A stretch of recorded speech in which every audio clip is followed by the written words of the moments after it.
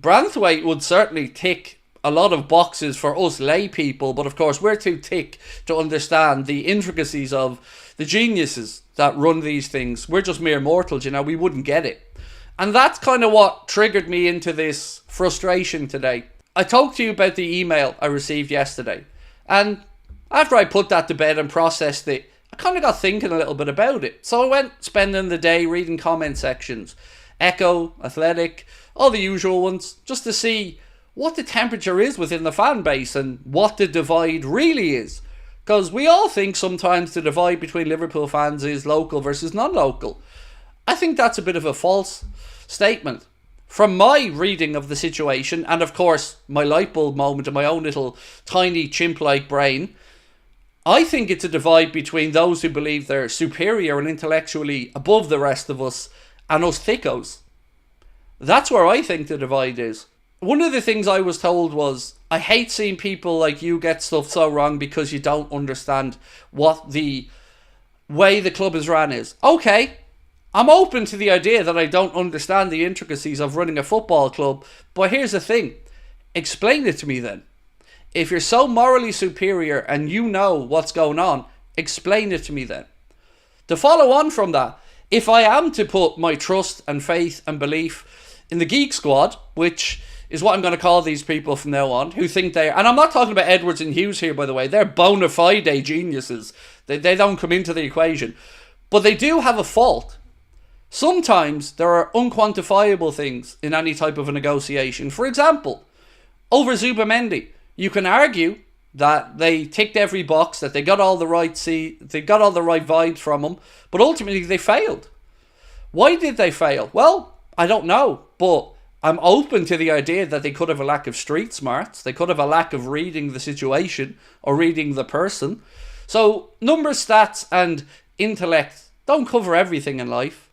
They cover you in certain things, but there are always little bits that you can learn, little handy little tidbits. And for me, I'm sick of being spoken down to by these people. I'm sick of seeing us Liverpool fans classed as lunatics if we dare question the narrative. So I am somebody who has always tried to credit these owners for the good stuff, but I get labelled an FSG out lunatic, when the fact of the matter is, my big gripe with them is just on transfer spend. I've never ever once been somebody who thinks the money's been funneled out of the club to the Red Sox or any of that, but we all get labelled as that. Most of you guys in here, you're watching, so you're kind of probably of a similar thought process to me on a lot of stuff about Liverpool. Or you're a very open-minded person, and if that's the case, fair play for being in here, giving us a listen. But how many of you guys feel like you're being spoken down to? You're an FSG out nut job. You're down the rabbit hole. All of these other type of things that they like to just paint us as and vilify us with. Explain it to us then. If we're all so dumb, take the time to explain it to us and get off your moral fucking high horse. Because I'm not quite as stupid as some people maybe believe that I am. And I would dare to say that most of you guys and girls watching would be similar. I'm sick of it. I'm sick of all of us being rinsed by people who just think they're morally superior and better to the rest of us. Football is not a thinking man's game in every aspect. Football is a simple game enjoyed by working class people all around the world. That's where its roots are, that's how it's grown. These hypocrisies, I like to point out, were only exacerbated today when I watched Enzo Fernandez walk out and captain Chelsea against Manchester City. Looking around the stadium thinking, I wonder how many Chelsea fans aren't in there because they've been called out for racism, or how many Man City fans aren't in. And this applies to every club. But my point is not a dig at Chelsea fans. My point is, where's him being held to account? Where's the singing of racist songs and lazy stereotypical tropes being held to account? Doesn't happen because he makes people money. So the rules don't apply to everybody. They only apply to us lemmings, us mere mortals, who have to listen to these argumentative, cocky assholes tell the rest of us that we're thick as pig shit. And I'm not having it anymore. So yeah, I spent my day looking into this type of stuff, researching, seeing what the temperature of the fan base is and how people are feeling. And I think a lot of people are feeling disenfranchised, like they don't belong. And that's a problem in a football club that's built on an ethos of bringing people together. And no matter where you're from, what your background, your religion, your sexual orientation, your nationality, this football club is a club for everybody. Except when it isn't. And that doesn't get spoken about quite enough, in my humble opinion. Eddie Cox-Wilkins said, "Thank you for everything, Craig, FSG out." So, as I said, I had a bit of a light bulb moment yesterday. I was sitting there last night, really late, and it kind of popped into my head. I always assumed there was a local versus non-local agenda or argument with regards to the owners. I'm talking about the owners here in particular.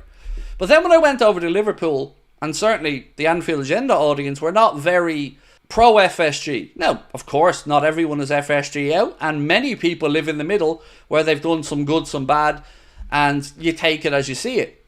What your own tolerance level is before you're pushed over the edge, that of course works for everybody else as well. Not here to judge, except these assholes who think that they're better than the rest of us. And that's where I draw the line.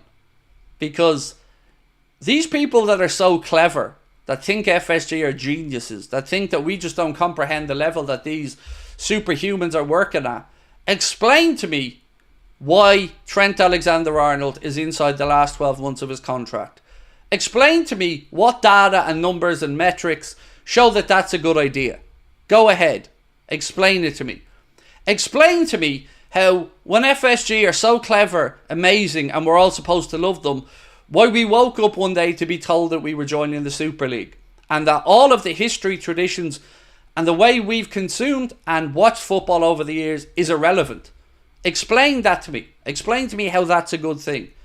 Explain to me how trademarking Liverpool from a football perspective, like they tried to do, is a good thing for the rest of us. I'll wait. You can't because you know it's bollocks, but you just like to feel better than the rest of us. We're not quite as thick as people think. And one of the phrases that was said to me is, if you want to be a serious person, you have to understand and comprehend these things. The fuck I do. I don't want to be a serious person. I want to be a football club fan that can look at my team, my manager, and think, I can dream this year. I can believe this year. But I don't feel that at the minute with the owners. So that's where I'm at with FSG. I'm not a lunatic. I'm not a rabbit down a rabbit hole thinking about conspiracy theories. I'm very, very rational. But I want to learn. Which is why I reached out to the club to try to become informed. But I get blanked and slated. And in what area of life have ignoring people you don't like turned out to be a good thing? In what area of life have stereotyping and pushing people into a corner worked out well for society? It never has. Because it always ends up in a rising. It ends up in a line being drawn. So, bring us together. Inform us. But don't talk down to us. Because that's not going to end well for anybody. People are just going to feel disenfranchised and angered and driven to the more extreme agendas.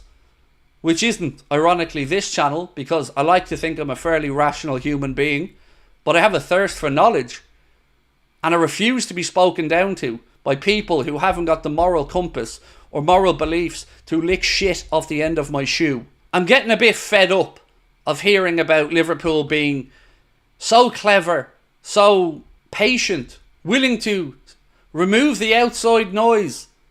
Yeah, the noise is 61,000 people going inside Anfield. What the fuck is going on? How are we one of the only clubs in Europe that think we're good enough after finishing third to not strengthen? And I do understand and respect Arne Slot's point about improvements on the coaching pitch.